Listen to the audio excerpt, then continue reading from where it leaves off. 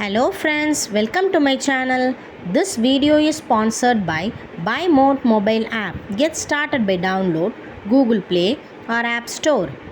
இன்னைக்கு நம்ம கடுகு பொங்கல் எப்படி செய்யறதுன்னு பார்க்கலாம். வாங்க வீடியோக்குள்ள போலாம். அதுக்கு ஒரு குக்கர்ல 3 கரண்டி எண்ணெய் ஆட் பண்ணியிருக்கேன், ரீஃபைண்ட் ஆயில்.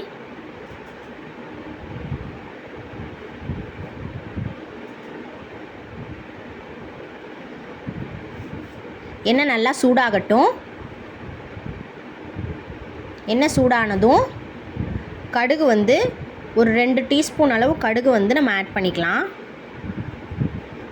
இந்த பொங்கலுக்கு ஃப்ளேவர் கொடுக்குறதே அந்த கடுகோட ஸ்மெல் தான். கடுகு நல்லா பொரியட்டும். நல்லா பொரிஞ்சு வந்ததுக்கப்புறம் கொஞ்சமாக கருவேப்பிலை ஆட் பண்ணிக்கலாம். அவ்வளோதான். இப்போ நம்ம தண்ணி ஆட் பண்ணிக்க போகிறோம். தண்ணி ஒரு 3 டம்ளர் ஆட் பண்ணிவிட்டு பால் ஒரு 1.5 டம்ளர் ஆட் பண்ணிக்கலாம்.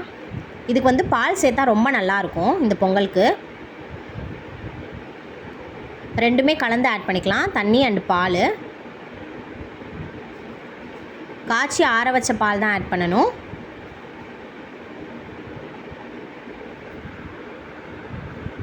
இப்போது பால் ஆட் பண்ணிவிட்டு கொஞ்சம் கல்லுப்பு ஆட் பண்ணிவிட்டு நல்லா கொதி வந்ததுக்கப்புறம் நம்ம அரிசி சேர்க்க போகிறோம்.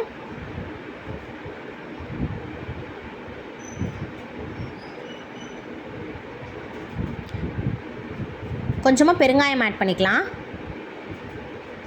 இப்போது நல்லா கொதி வரட்டும். இப்போ பாருங்கள், நல்லா நுரைச்சி நல்லா கொதி வர ஆரம்பிச்சிருச்சு.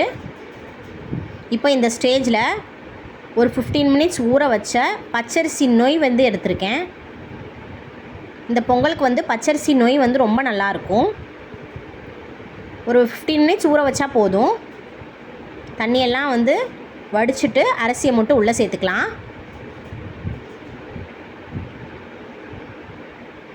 நல்லா கலந்து விட்டுக்கலாம்.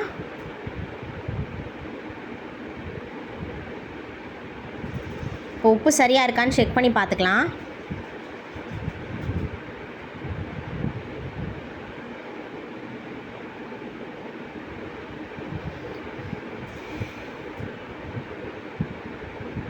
எல்லோரும் இந்த பொங்கல் ட்ரை பண்ணி பார்த்துட்டு எப்படி இருந்துச்சுன்னு கீழே கமெண்ட்டில் சொல்லுங்கள். இதுக்கு தேங்காய் சட்னி சைடிஷ் வச்சு சாப்பிட்டா ரொம்ப நல்லாயிருக்கும்.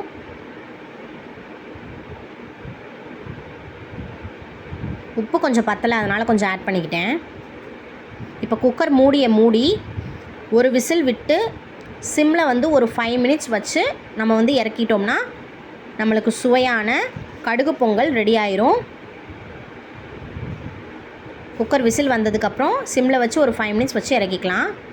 அவ்வளோதான். வாங்க சாப்பிட.